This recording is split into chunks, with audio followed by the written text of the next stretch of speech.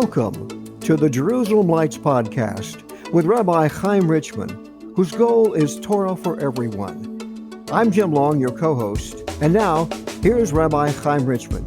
Shalom, Jim. Chodesh Tov. We've just begun the new month of Tammuz, and hello to everyone, all our listeners.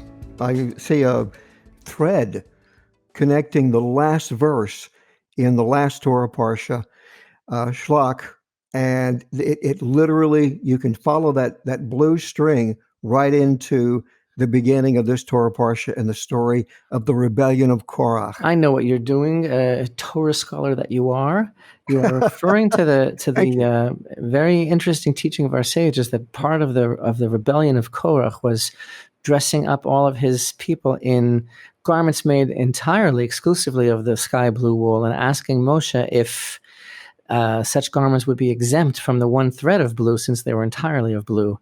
Yeah. It's an amazing story. It's handed down through the oral tradition, and you understand the symbolism of it. It's of the powerful metaphors. Like he was saying, like, why should one person be separate than everyone else? Right, and there's this additional that they also the people that rebelled, that joined him in this rebellion, that basically they even question, like, if you can, why one verse in the mezuzah, or why not one big mezuzah?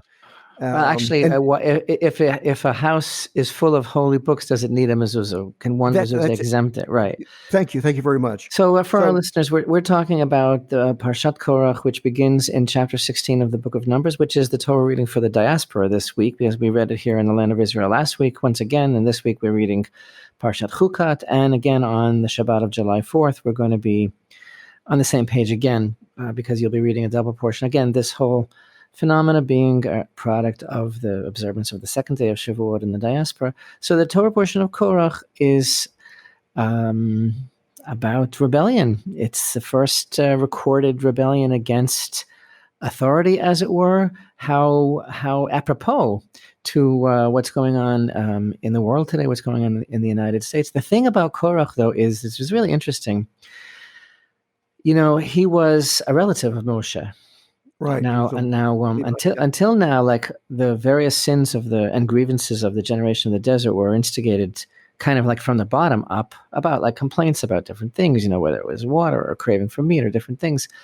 But the tribe of Levi was always above this. In fact, it was the tribe of Levi that was totally loyal to Hashem at the instant of the golden calf. They didn't participate at all. And Korach wasn't just any Levite. He actually had a very special job. He was one of the people who carried the Ark of the Covenant. Yeah. He was a brilliant person and a great person. And the thing is, it's possible to look at his rebellion as being an honest attempt to,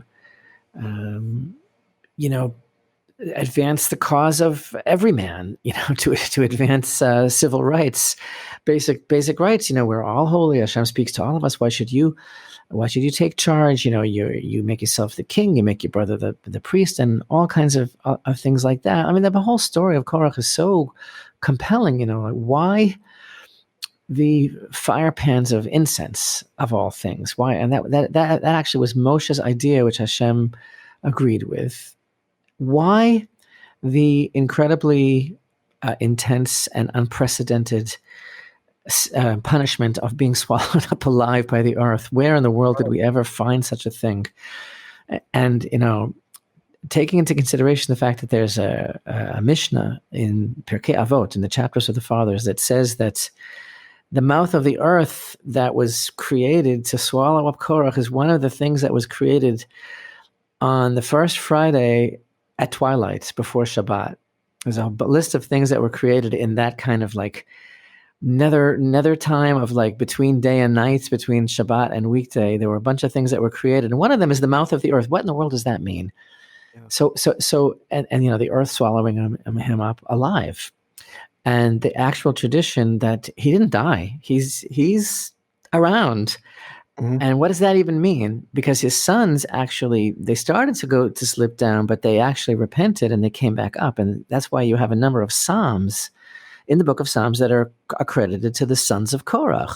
Sons of Korah, exactly. What does that mean? And then another question that I have, you don't mind my asking these questions, do you? No.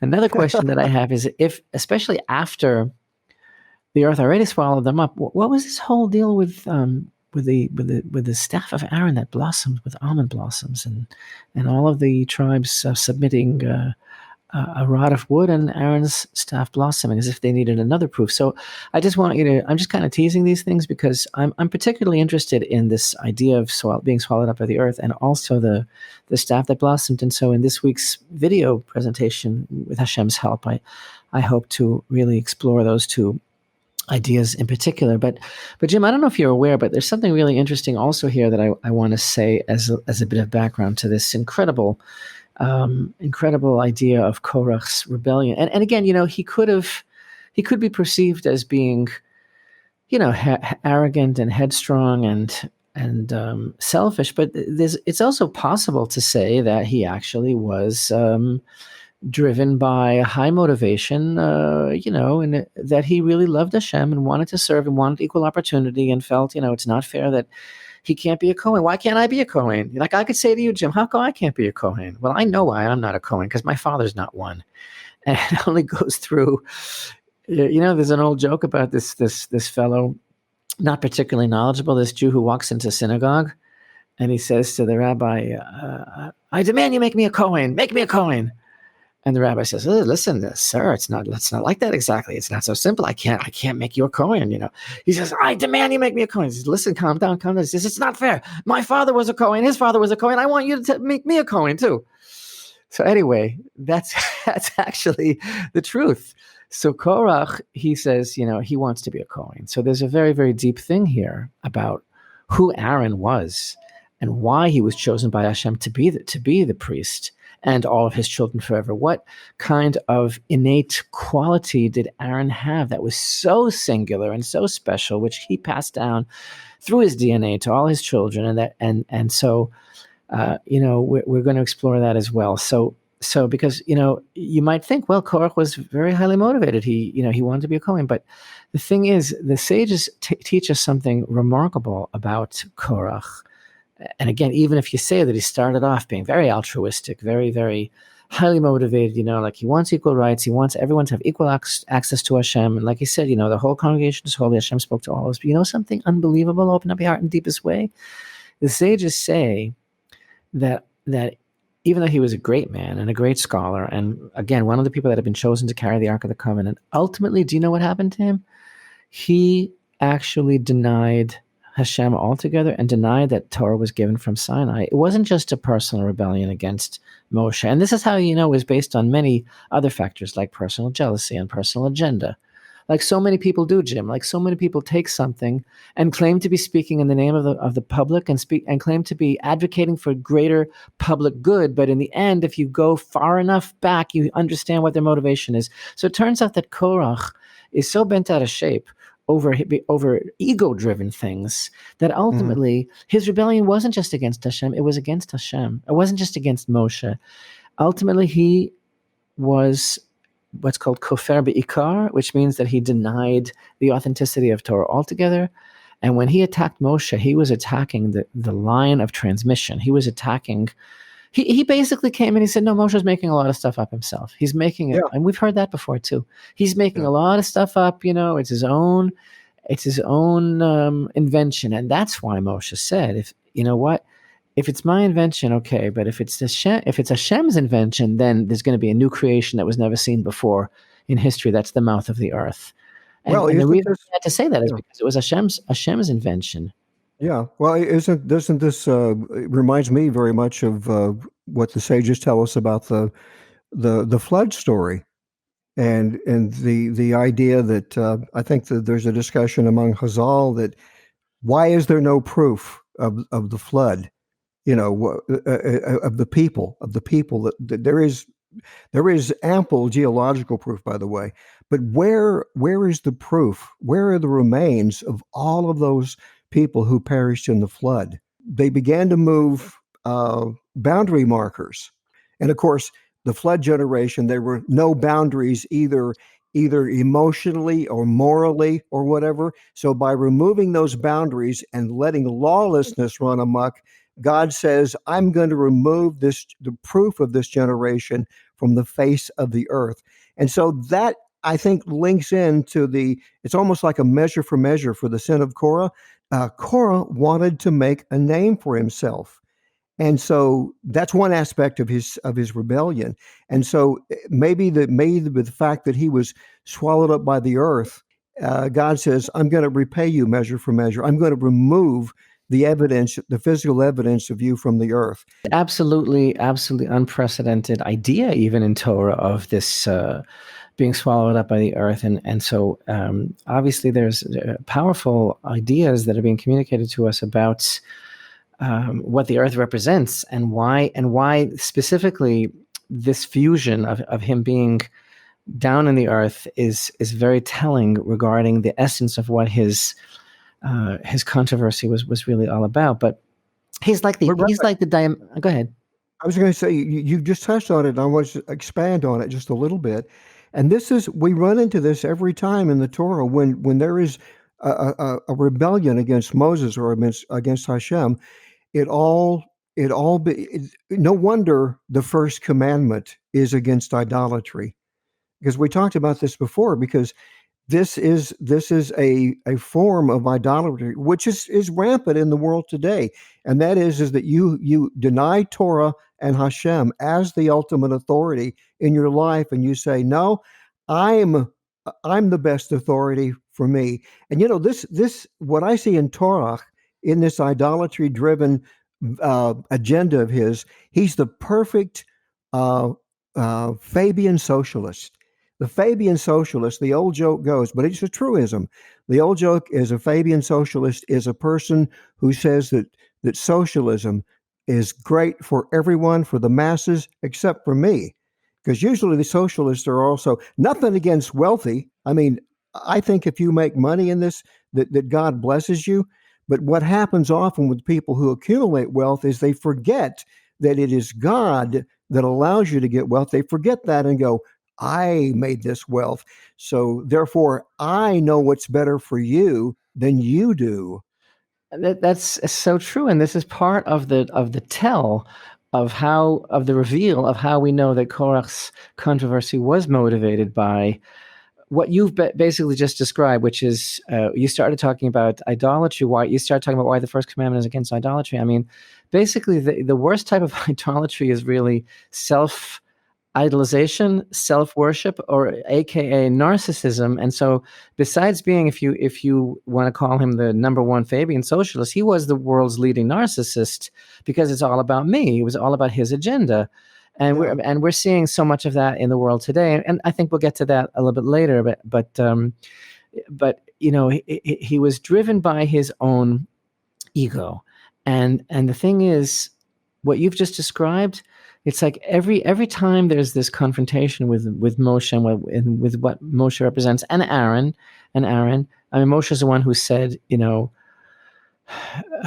erase me from your book, because he was willing to give it all up for his people. And Moshe, is the one who dropped the aleph in the sentence where he said va'anachnu ma. He said nachnu ma.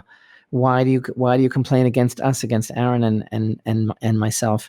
And Aaron is like the paragon of total selflessness, which again we're going to be talking about in the video, like why he was chosen is because he was so selfless. But I open up your heart in the deepest way. I want to tell you something that you reminded me of very, very much. Remember last week we talked about how the fact that this Torah portion of Shalach is out of place.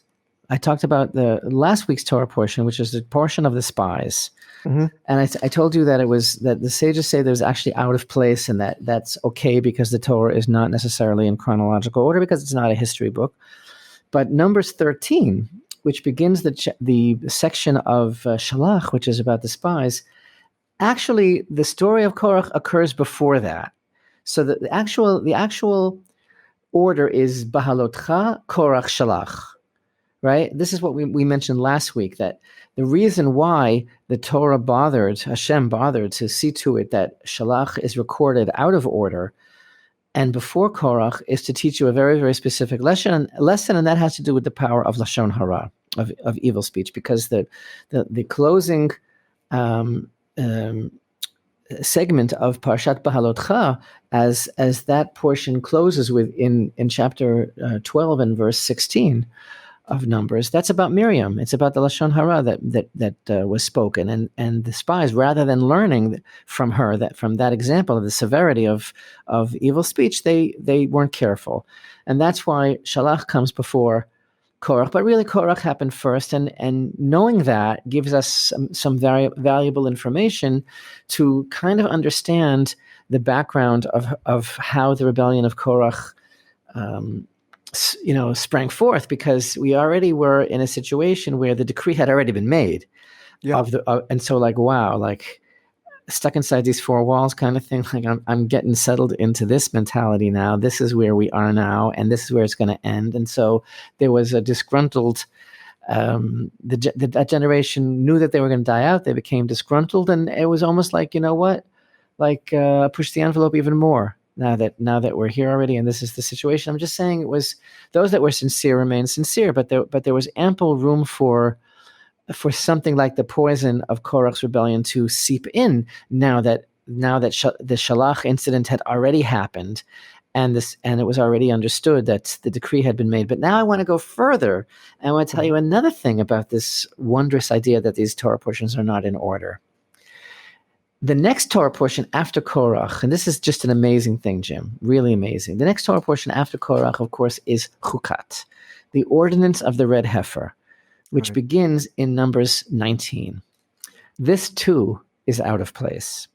This is the deepest teaching in the world. Open up your heart in the deepest way. This is amazing, because the teaching of the red heifer was actually given over at a place called Marah, where the bitter water was sweetened, and that takes place in Exodus 15, just after the splitting of the sea, and several key teachings, Shabbat, and several key teachings were given over to the people by Moshe there in Exodus 15. So why is the red heifer first given over now in the middle of the desert, in the middle of the book of Numbers, after Korach, when this is not its place at all? So the sages teach us this unbelievable thing. And the reason is as follows. As everybody knows, the secret of the red heifer is the secret of restoring purity to Israel and to the world. And it is the primary example of the type of mitzvah which is known as a chok, which means it is a law which is by its very nature above the pay grade of a human being to comprehend. It's beyond human comprehension. Yeah, there are certain laws in the Torah. There seems to be no logic to it. Right. So, it's only because Hashem commands it. And there are a number of laws like that, like, for example, forbidden mixtures and kashrut itself, the kosher laws, and shatnez and red heifer. This is called chok, which means that Hashem says, I commanded it, and that's the nasa v'nishma. You'll do it anyway, even if you don't understand it. So the red heifer is considered to be kind of like the mother of all chukim, of all of these commandments, because it really does defy explanation, and especially the built-in paradox of the red heifer, which is the fact that this concoction that Hashem tells us to make, the ashes of the red heifer, renders purity to those that have become impure, but those that are facilitating the process and handling it become impure from touching it. So this is an example of how this is above human comprehension. Okay, you're with me so far. So this is this unbelievable ordinance, the chok, the ordinance of the red heifer, which is the secret to reinstalling the level of tumah, which we inadvertently refer to as impurity, but we've discussed this many times. It really means spiritual imbalance caused by exposure to death. Now, there is an idea in the Torah, a very deep idea, that this concept, even though it's totally impossible for a human being to fathom, to the extent that Shlomo HaMelech, King Solomon, the wisest of all men, said in the book of Ecclesiastes, Kohelet, he said, I will become wise, but it's far from me. And he was referring, according to tradition, to the red heifer because he understood everything in the world. He understood the languages of the birds, and he understood every hidden wisdom, but he couldn't understand the red heifer. But yet, still in all, there is an idea that Moshe did understand it. And he's the only human being ever to understand it. What is the phrase that he speaks? There is a gematria. I can't remember what it is, but that phrase that he says, I asked for wisdom, but this is far from me. That phrase in Hebrew, the gematria is the same as, I should have looked this up before we discussed it, but we can talk about it when we talk about the parsha next week. We're going to be talking about Chukat next week, but in the beginning of Numbers 19, where Hashem says to Moshe and Aaron, saying, "This is the ordinance of the Torah, which Hashem commands, saying," and then he says, "Take to you, they shall take to you a completely red cow, v'yikhu elecha." They should take it to you, and this is one of the hints to this mystery that I'm referring to, that there is an inexorable bond between Moses himself and the red heifer. Take it to you; it's your thing. You're completely inexorably bound up with the red heifer. So Moshe himself did understand the mystery of the red heifer, even though Solomon didn't. He's the only human being ever to understand it. But why is that? Why is that? This is so beautiful. This is impeccably, unspeakably beautiful, this idea. The reason that Moshe understood the secret of the red heifer, whatever that means, that he understood how it works, and he understood Hashem's reasoning, which is celestial and is beyond us completely. You know why he understood it? Because he had no ego whatsoever. Yeah. He had no ego whatsoever. There was no self to the man. And this is why Hashem was able to say at the end of Parshat Bahalotcha, "You're not afraid to talk against my servant Moshe, and he's totally faithful in all of my house." And he's totally faithful in all of my house. It says, and Hashem says in the end of that parsha, let me read it to you. "Now the man Moses was exceedingly humble, more than any person on the face of the earth." Who said That's that? amazing. Hashem said it. Hashem, if your wife gives you a compliment, or somebody gives you a compliment, it's like, whoa, hello there. I'm so good looking. You know what I'm saying? Right. Somebody gives you a compliment. I hear the master of the universe is saying, and he's dictating the Torah, and he's saying, "Okay, Moshe, right. Okay, we're up to this next verse now." And Moses was the humblest man on the face of the earth. Moses writes it.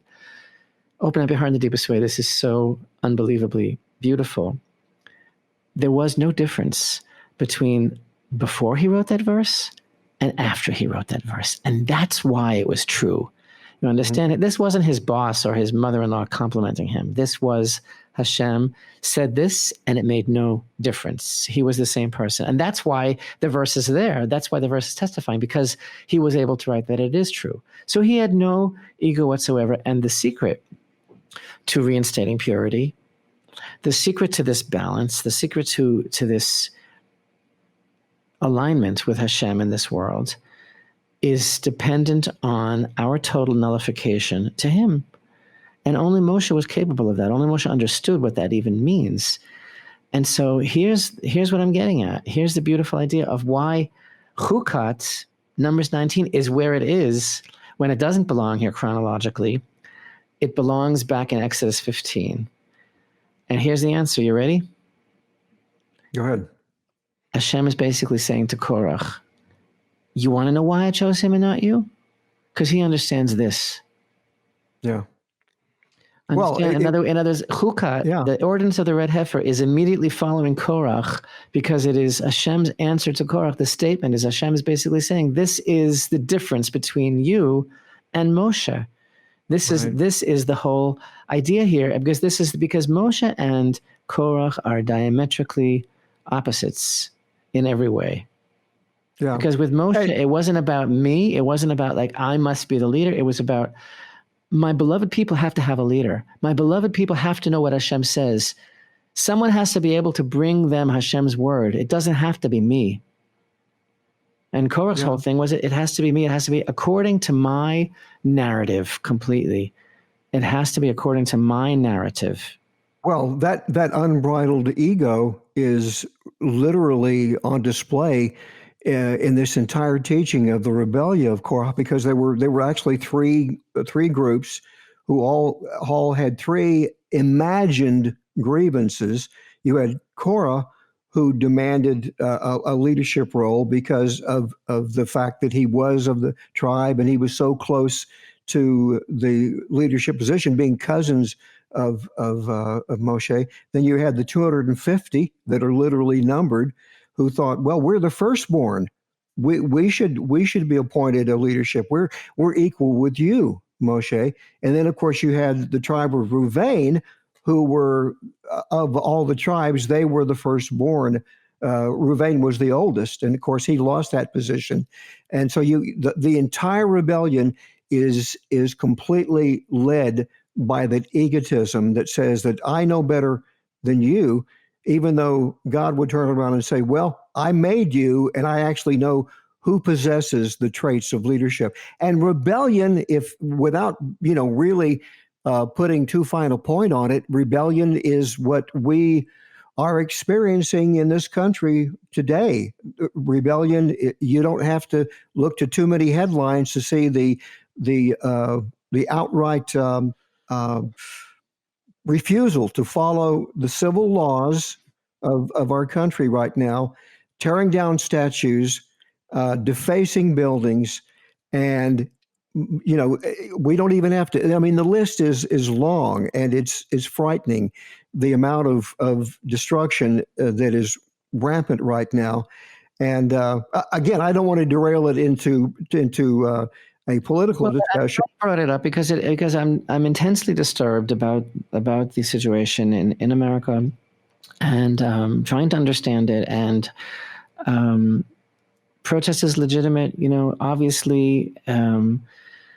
The concept of racism is horrible, and injustices have to be addressed. Injustices have to be addressed and have to be acknowledged and repented for and reversed. But the thing is, this idea there is an order to these things. I'm sorry? There is an order. There is a way that our laws have set up to address grievances. Right. Right, but the thing that I don't understand about the perspective of the toppling and beheading the statues, and I've seen the list, of very long list of statues and memorials that are being defaced and being moved and being challenged, being renamed, and all sorts of things. What I don't understand is that it's almost as if the attitude is, from this point on, I demand that the narrative start here. It starts from where I wanted to start. It starts from as a reflection of this agenda. And again, history should not be whitewashed, and history should not be excused if it was wrong, but it's still history, and it's still important to understand what led us to this point. It's not, obviously, people that have exploited other people, and people that have been evil, and people that have been responsible for the subjugation of others should not be lauded or memorialized or romanticized. But yet the idea of this massive violence, overtaking of history and rewriting of the narrative, it seems to me to be some sort of spiritual warfare as well. That it's kind of like taking over history and challenging the narrative and demanding that it must reflect. It's kind of Korachian in a way. Mm-hmm. It's kind of Korachian. It's kind of Orwellian. It's like it has to be according to what I tell you. Yeah. Well, it's a deep-seated ignorance of history. It's a rejection of history.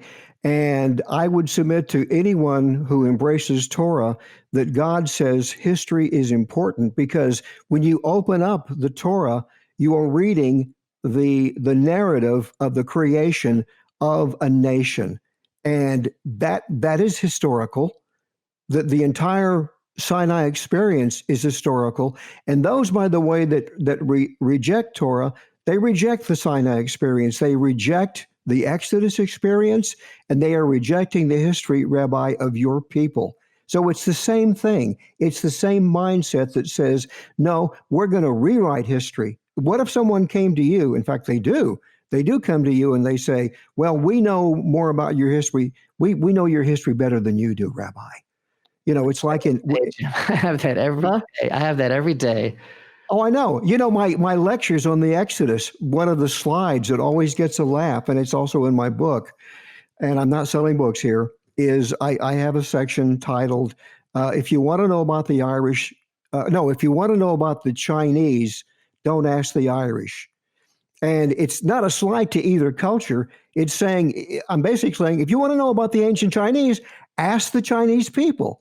And this is something that happens time and time again. They will give that to any culture on this planet. They'll say, the Native American culture must be embraced. Let's find out what these people say about their history, the Chinese, et cetera, et cetera. But when it comes to the Jews, no, I don't know Hebrew, but I know I know your history better than you do. They will deny your sources. They will address this at length in a few minutes. A couple of things that you said I want to pull together in that regard. And by the way, speaking of taking something Jewish and not asking the Jews, we have this. I came to your state, to your hometown, to Arkansas, and my son, the archaeologist Hillel, gave a riveting presentation about one of the biggest scams going on in the world today. Speaking of taking a uniquely Jewish subject and denuding it of its Jewish context, and that is the location of the Holy Temple. So there's this whole cottage industry that sprang around a couple of charlatans, one in particular, that have proposed this theory that the Temple Mount is not the Temple Mount, and that the Jews are mistaken, like they're mistaken about so many other things, and we lost it, and we forgot where it really goes, and it's someplace else altogether, and it's not on Mount Moriah, it's not on the Temple Mount, it's not where we think. And so Hillel Richman, archaeologist, gave a beautiful presentation. It's on the YouTube channel as well. It's on our YouTube channel, 2 different versions of his proof of showing indeed that we've never lost the location and the true location. But that's one example of taking over this subject and kind of kidnapping it. Another one, frankly, is the whole concept of the Messiah as it appears in the Tanakh. And I just finished in our Sunday Zoom classes a 2-part series on understanding Mashiach according to Torah sources, which is an extremely important subject for many, many people. And by the way, anybody who would like to participate in our Zoom classes, please email me, rabbi@rabbiRichman.com, for the login information every week, which changes. We've been having a wonderful time with our Sunday Zoom sessions, and we have links to the recordings of all of our past Zoom classes. But anyway, so we did a 2-part section on Mashiach, and one of the things that we mentioned there is the fact that so many other ideas promoted by groups and peoples and ideologies that have their own agenda have been superimposed on the uniquely Jewish concept of, and let me make that clear, the Jewish people gave the concept of Messiah to the world. It's a Jewish idea. So why not ask the Jews what it's really all about? That's exactly the same thing. The world took something and totally turned it on its head. The Torah Parsha of the week is always so timely. We have a lot of reasons to be aggrieved in this country with the wrongs, but the potential lessons that come to us in life come to us by virtue of the Creator. The Creator says, you will grow as a soul and a person when you have to face trepidations and hurdles. And I think that we're seeing a generation we're seeing a generation of people who are saying, I don't want any problems. And there's a very Esavian, as in Esau, there's a very Esavian character to people who say, I want change and I want it now, and I'm going to take hold of the reins of power on my own. It's one of the reasons for creating the nation of Israel is God's way of saying, this is how a nation should function. If I were to create a nation, and I did, called Israel, this is how you should function. And it's not that we have to keep the same exact laws as you do because you're a priesthood, but it's a way to function in a daily way that maintains peace, because peace comes out of order. And what's going on in this country right now is all out of order. And I would tell those people pulling down statues and defacing buildings that your grievances You come from a place of care for your fellow man, but the manner in which you're seeking to resolve those bring nothing but chaos. And that's the thing. The grievances against injustice are totally legitimate, and in the injustice that's been perpetrated is horrific. But what does that have to do not only with the anarchy and the chaos, which municipalities and governments and leaders are basically okaying and acquiescing to, and saying, you're right, yes, come in and deface it and take it down. And we were planning on doing that. Maybe they were, and they're going to now, and whatever. But I don't understand, again, the deeper thing about the willingness to totally rewrite history and say it has to start from now, because the narrative has been offensive. And I'll just give you one example. And maybe I'm getting too, I'll just give you one example. Okay. So they're going to take down the statue of Teddy Roosevelt, which has stood outside the Museum of Natural History since 1940, since it was founded. Yeah. And that statue in bronze has Teddy Roosevelt on horseback, flanked by an African and flanked by a Native American. And it is actually very offensive to look at. I've seen it.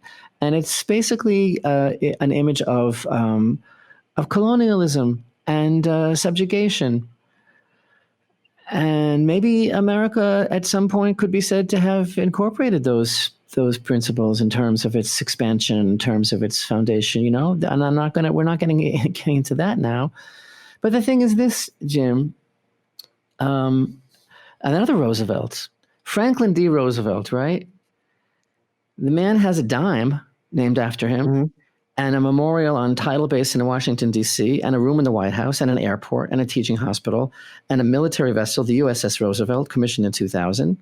Let's see now, a state park in Pine Mountain, Georgia, in Yorktown, New York, Roosevelt Island, New York City, Four Freedoms Park, a high school in Dallas, a high school in Brooklyn, a high school in Hyde Park, New York, Hunter College, Chicago, Roosevelt University in Chicago, all sorts of statues, depicting Franklin Delano Roosevelt. Speaking of Roosevelts, right? Yeah. I have a tremendous amount in my heart against FDR because, and I don't know how many of our listeners are even aware of this, because I don't know how many of our listeners have really learned the history of the Second World War and the history of the Holocaust. But Franklin Delano Roosevelt denied the opportunity on many occasions to thwart the mass murder of Jews. Franklin Delano Roosevelt had the opportunity to give an order to bomb the train tracks that led into Auschwitz. Allied bombers were minutes away on several occasions, and he did not want to do that. There's other examples of his tremendous prejudice against the Jews, who, by the way, because they traditionally vote Democrat, he was like the darling of the Jewish vote, and they got him into office, 4 times. But the thing is that he also, limited the amount of Jewish immigration to America. He was not interested in saving the Jews, and I'm putting it very, very mildly, the things that are on record that he said about the Jews dying in Europe.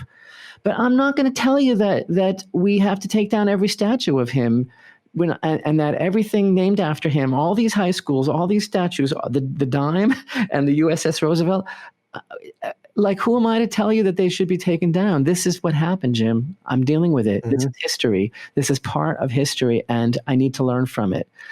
So I'm saying, like, to just come along and say everything that offends me has to be taken down and decapitated right now.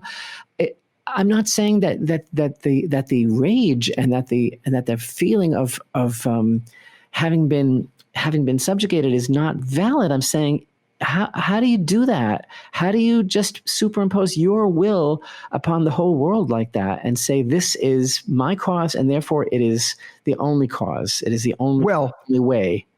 First of all, you don't erase the history of people who have done others who've done them wrong, and you know where I get that idea from is from the Torah. Here is this amazing holy book given to us by the Creator.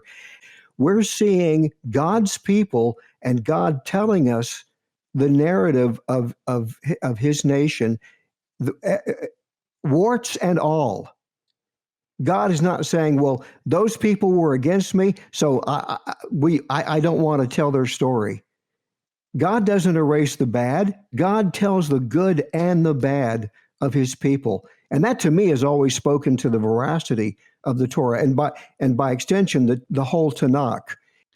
The thing is, again, I think that the everything that is that this rage represents coming from the human place, I understand completely. But what scares me about this idea of, the removal of history and the removal of the statues is that where will it stop? That's basically what I'm trying to say. Exactly. It seems to be a very, very dangerous precedent. There is history that's painful, and it hurts to see the memorialization, or like I say, the romanticization of someone that we know was not in our best interest. But if anarchy can be tolerated, then where will it stop? It won't stop with the things that are offensive to you. It will stop with maybe you offend someone too. Exactly. This is the pattern of history that we're supposed to be learning from. I just find it very scary. We're in a period where everyone is outraged every day, and like you said, the scary part of it for those of us who I think are old enough to have a bit of sanity in the change that we need to move forward in, because we always want to move forward, is again, who is the arbiter of who says what is outrageous and what is not? Because it's a slippery slope. Once we, and the hilarious things like, saying, oh, we've got to change the Aunt Jemima brand because it's offensive. And yet, did you ask the family of the woman who Aunt Jemima is based on? And they said, no, we don't want you to change it. And this is, and I'm going to get on, let me get off this very quickly, but this is the problem with much of the outrage. It is fueled by liberals who think they know what's best for you and me more than we do. And so it is white liberals who are saying, Aunt Jemima needs to be changed. Uncle Ben's rice needs to be changed. We can't call you chief of police anymore because chief is offensive. The problem, Jim, is let's end this. If you speak out the way you're speaking now, anybody who speaks against these things is now going to be branded a racist. Right. Just for what you're saying, you're already considered a racist in this highly charged political atmosphere, and which is insane. Well, if you even dare to have your own opinion, you must be a racist. To take it back to Torah, it's the theme here is in front of us, and that is a rebellion questioning the leadership that was put in place by the ultimate authority of us all, and that is the Creator. And let me also take it back to this month of Tammuz that we've begun, which, as you know, in a few weeks, actually on July 9th, we'll be observing the 17th day of Tammuz, which is the beginning of which is a fast day, which is the beginning of a 3-week annual period of mourning that culminates on the 9th day of Av, which is the day that the spies returned and gave over their evil report. It's going to be observed this year on July 30th. And it's all about the destruction of the Holy Temple. But this whole month of Tammuz has a very, very difficult spiritual energy. There are a number of characteristics to this month, according to our mystic sages, which actually, you won't be surprised, are manifest all around us. The characteristics of this month that seem to come to the surface very easily are anger and hypocrisy and arrogance, and seeing things on a very surface level. And I think that we're seeing a lot of that now. And so this month of Tammuz, which is the month in which the spies were traversing the land and preparing to come back and give their report. Remember that last week we talked about the fact that they said we were like grasshoppers in our eyes, and so we were in their eyes, because they only saw what their own fear projected, and they didn't see things as they really were. And most importantly, they forgot that Hashem had promised the land. So it was their fears that were fulfilled, not the truth. And so there's an idea in Torah that every month has its own particular characteristics and qualities, and this is totally applicable to every listener, Jew and non-Jew, everyone who loves Hashem, everyone who loves the Torah. Every month presents a healing opportunity, and the healing of this month is to see life as it really is, not as I want to see it, and not as I'm afraid that it might actually be. And so this month we all have to ask ourselves, am I really seeing things as they are, or am I just projecting my own needs, my own fears, my own agenda onto what I'm seeing? Yeah. And that's really what it's about. It's about projecting anger and insecurities and onto others. Yeah. But Well, the change in the other, perception, Jim, I just yeah, want to say the change in perception sure. has to begin within ourselves, right? I'm not responsible for how you look at me, and I'm not responsible for someone else's projections. I'm responsible for my own. But no one needs to be confined to their own low self-esteem or to a narrative that's been foisted on them, right? We have the freedom to choose our own narrative, but it doesn't mean that also that we have to foist our narrative on everyone else and rewrite world history because I'm not happy with the way you perceive me to be. If I'm happy with the way I perceive myself to be, I don't have to rewrite the entire history of the world. Yeah, exactly. Well, this parsha really continues that narrative thread and that theme about questioning those that God puts in authority with the story of the rod of Aaron. This is also very fascinating. Yes, and I'm going to go into that hopefully also, but as Rat Hashem, with Hashem's help in our video. Can Listen, I Jim. can, Go can I ahead. talk to you? Can I mention something a very intriguing historical note about Korach Sure. that I ran across when I was in Egypt doing research and shooting material for Riddle of the Exodus, and that is we went to this wonderful area in Egypt called the El Fayum, and the El Fayum is a huge basin that in antiquity. There is a legend that actually comes to us from the Arab people that the basin is this well-watered basin that is considered since antiquity the breadbasket of Egypt because of all of the fruits and the produce that was grown there. And the reason that they were able to have this massive area for planting is because, according to this legend, Joseph was questioned when he was 100 years of age. He lived to the age of 110, and there were naysayers who said, to the Pharaoh, you need to get rid of this old man, Joseph, because he's outlived his usefulness.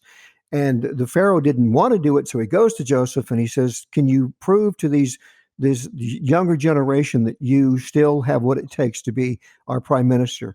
And Yossi says, of course. And he says, I have this plan to create this wonderful large acreage, this large basin, and turn it into a verdant area where we can grow many crops and many fruits and vegetables. And so he engineers a channel coming off of the Nile, and the water flows into this natural basin, and it creates this area that's today called the El Fayum. And in fact, the waterway today is still called Bar Yosef, which is marvelous. But what's interesting in reference to our Torah Parsha is that at the northwestern edge of this El Fayum, there is an area there that is a salt lake. Even though the waters of the Nile feed in and water this area, almost creating a kind of a mini delta, there is an area there where there's a salt lake, and it's called Birkat Karun. And there's 3 or 4 stories as to why it's called Birkat Karun. And the most popular story, it's a legend from the locals in Egypt, is that for centuries, the rich and the influential people of Egypt, the Egyptian royalty, the Egyptian hierarchy that was very rich, anyone who was rich had a home in the El Fayum. And they tell us, these people, the locals that live there in the El Fayum, that near Birkat Karun, a very, very rich man of ancient times lived there, and his name was Korach. That's an Egyptian legend. And they say that Birkat Karun, Birkat is like a word that means like a reservoir. It's linked to the Hebrew word bear, like a well, but it means a reservoir. So it's like the reservoir of Karun, and it's called Birkat Karun. And they say it comes from the name of Korach. And you know that according to the sages, Korach was very, very wealthy. He left Egypt with a tremendous amount of wealth, personal wealth, because apparently he had discovered one of the treasure troves of Joseph himself, and he left with a lot of wealth. This is why it's so great to have an Egyptologist as the co-host of the Jerusalem Nights podcast, because I appreciate that. Because there's nothing like just having your own Egyptologist. Well, I think the other lesson from this, because it is a very important component of Korah's personality, was his wealth. Again, there is nothing in the world wrong with wealth. The problem is that wealth will corrupt a person when they forget that it is God that gave Gives it them to that you, wealth. right? And Exactly.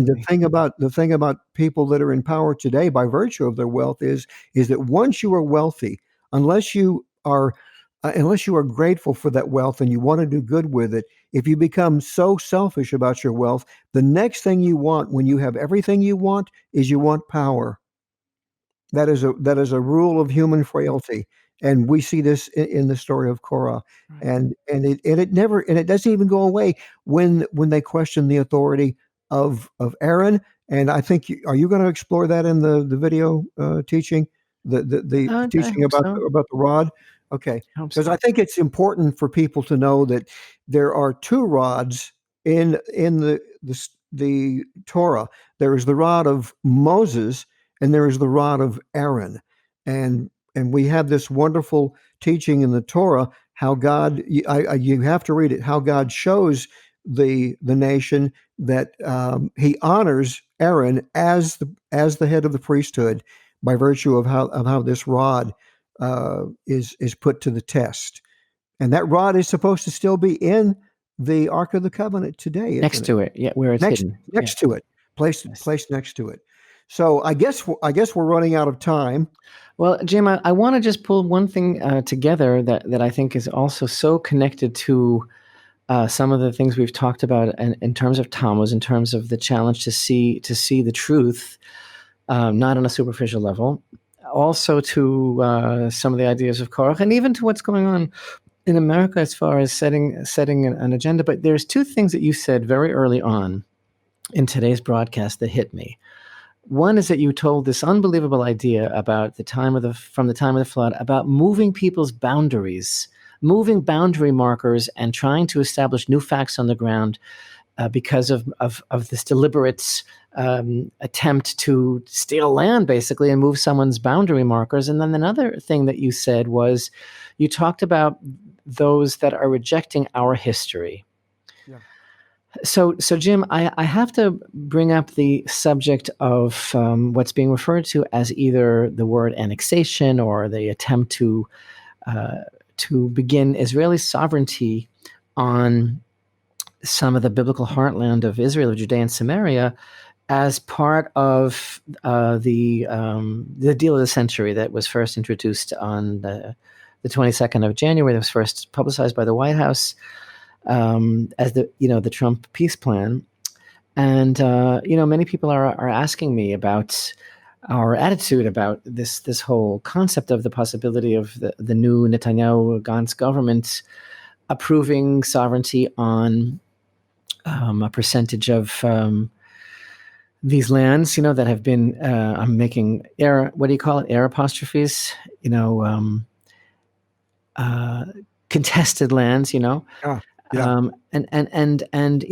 Shall we officially declare Israeli sovereignty over this area? And so, here's the situation. The plus of all of this, it's like, well, for the first time, the American government is actually encouraging and empowering Israel, as it were, to begin sovereignty in these areas as a continuation of the declaration, of the American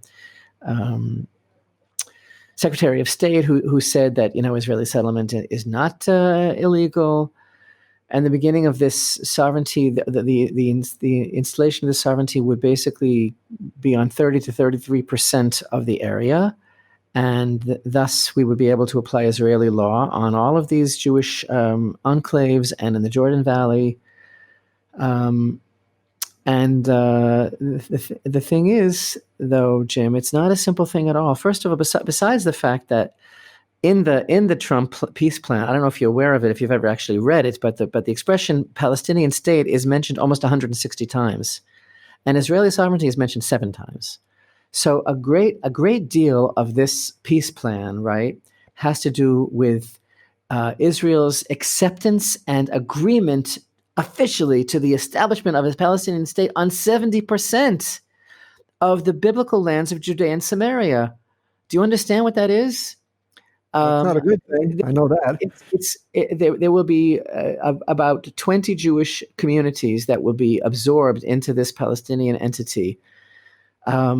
Israel will basically lose its present borders.